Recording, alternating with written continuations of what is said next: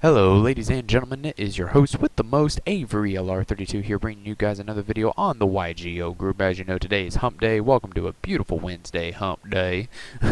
And today, I know in my last upload, I did a deck dissection on Patrick Hoban's Mermail deck, and now everybody's Hobanning. It's in the friggin', what do you call it, Urban Dictionary, Hobanning, like, oh my god. But today, I actually want to talk about an interesting card tech choice, and I was going to post this on my channel, but I figured better to post it on this channel since, you know, everybody from 5 different channels, you know, Pat Face, Mickey D, Sweet Tea, Gage, all of them, come to this channel and check it out regularly. So, and in case you haven't subscribed already, please subscribe if you're from any of our channels. That would help us out tremendously. But in any case, I'm done with the advertisement. What I want to talk about today is an interesting tech choice instead of doing a deck dissection. I was going to do a deck profile, but I've already shown off Cybers so much on my channel, whether it be through the top 8 Oak Mountain Regional deck, which is the build that I'm testing. I'm currently testing Overload Fusion and Chimera Tech Overdragon. As you can see in this build, it's different from the Oak Mountain Regional build, but the side deck and extra deck, pretty much all the main decks still the same. But I was thinking about this card, and it's called Cybernetic Zone. It's a quick play spell card, and what it is you select one face-up machine-type fusion monster you control, and you remove it from play until the end phase of this turn. When that monster is returned to the field, double its attack. During your next standby phase, destroy it. So this is a really interesting card. And my phone's going off. This is a really interesting card for a few reasons. Number one, it's a quick play spell.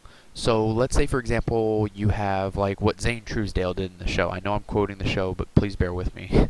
He had a Cyber End Dragon on the field with 8,000 attack because of a power bond. And then he used Cybernetic Zone and he brought it back, although the show is a bit different. But long story short, he used Cybernetic Zone on his Cyber End Dragon and it went up to 16,000 attack points. That is freaking nuts. You know, like, the ability for you to be able to wipe out your opponent like that is crazy, and that's all the Cyber Dragon deck does, is just OTK, OTK, OTK, OTK, OTK. So, it being a quick play is really interesting, because your opponent can try and swing over it, or they are most likely going to use some sort of destruction card, like Smashing Ground, or Dark Hole, anything like that to try and get over it, and you can just go, oh, okay, Chain, Cybernetic Zone, banish my Cyber End Dragon, or Cyber Twin, whichever one I have on the board, Over Dragon, Fortress Dragon, whatever, banish it. So now you just wasted your card. You didn't even get rid of my card. And now, when it returns to the field, its attack is going to be doubled. So, I banish my Cyber Twin Dragon. It's no longer affected by Power Bond, but then once it comes back up to its 5,600 that it was at with Power Bond, and then during my next standby phase, it's destroyed. So, essentially what you're going to want to do is, if you're going to want to be able to play this card correctly, is that your opponent can go Cybernetic Zone, or your opponent goes Dark Hole, let's say, and then you go Cybernetic Zone. You get rid of, we'll use Cyber Twin Dragon for the example. You banish Cyber Twin Dragon. Comes back at your end phase. Typically what you're going to want to do is, since it's going to be popped once your next standby phase starts, you can do something like, if you really want to go this route, which is why I'm like the card is really neat in theory, but I think in like an actual game it would prove to really be not that useful. But you could go Cybernetic Zone, bring it back at your end phase. Upon still in your end phase, activate Mystic Walk, where you gain life points equal to the monster's attack that you just tributed. Here, I'll pull it up. Mystic Walk. Tribute one monster, select either its attack or defense, and gain that many life points. So you can gain potentially 5,600 life points from Cyber Twin Dragon, or 8,000 from Cyber End. So that can help you make a huge comeback in a game. This would definitely be good for like a game like 2 or 3, depending on how much time you have left. Like if you're at like a regional or YCS and you see that you're low on time, you can just go Cybernetic Zone, banish my Cyber Dragon that's bumped up by Power Bond, end phase, Mystic Walk, tribute, gain 8,000. That's not the only play that you can do. I mean, there's other plays that you could do, like it wouldn't like I said it. That's why I said it's good in theory. Like this card is like strictly good in theorio, pretty much, because if we had return from the different dimension, you could just go cybernetic zone, banish your card if it's about to be destroyed, and then just use return from the different dimension, bring it back. You pay half your life points, and then boom. So yeah, it's that's why it's good in that theory. Um, if Overload Fusion was a quick play spell card, then it'd be really good because then you could go Cybernetic Zone, banish your card, bring it back at the standby phase, Overload Fusion it, and then just fuse with it, and then just have it get sent to the grave. So that's a really neat concept. Um, Other than that, I mean, I do like the fact, like I said, it is a quick play. It does make it somewhat decent. I don't think it's going to be seeing really that much play, if at all, in the Cyber Dragon deck, just because like the best play that you have on like in an actual game would be using Mystic Walk, and no one uses that card. So I mean, it can get you back into the game though. You know, if you're able to drop a 8,000 or more Cyber End Dragon, then you are sitting really, really good.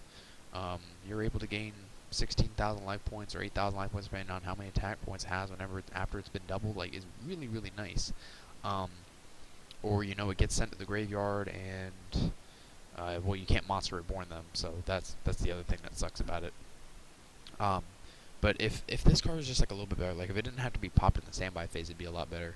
But I would just want you guys' opinion on this card. Do you have any suggestions where this card could be interesting? Because I really feel like that there's something about this card that I feel like I'm missing, other than the Mystic Walk play, because the Mystic Walk play is just so like dumb. Like no one's ever gonna want to do that. So it's just kind of like I feel like that there's some way that the Cyber Dragon deck can make this good, but I'm just not seeing it. But it's just, I don't know, like for some reason it's really been catching my eye lately, and it's something I really want to try and somehow make good, because it's basically another playset of power bonds if you can just get it to work somehow. Like if there was like a card that cards like couldn't be destroyed or whatever, or even oh, I just realized a play that you could do. You could go Cybernetic Zone, banish your card, it comes back at your standby phase, then still in your standby phase, chain Forbidden Lance. So then, like let's say your opponent goes, we'll use Smash and Ground this time. Smash and Ground your card, chain Cybernetic Zone from my hand, banish Cyber End Dragon. I end my turn. End phase, it comes back. You have to deal with it for that turn.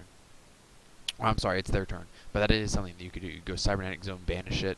Like if they like try and bottomless it, you just go Cybernetic Zone, banish it, and then it comes back at your end phase, and then they have to try and deal with it for that turn. So it can also act as a wall. And then once your standby phase hits, you draw. If you either draw into that Forbidden Lance, or if you have a Lance in your hand, then you can activate the Lance and protect your card, and then it won't be destroyed.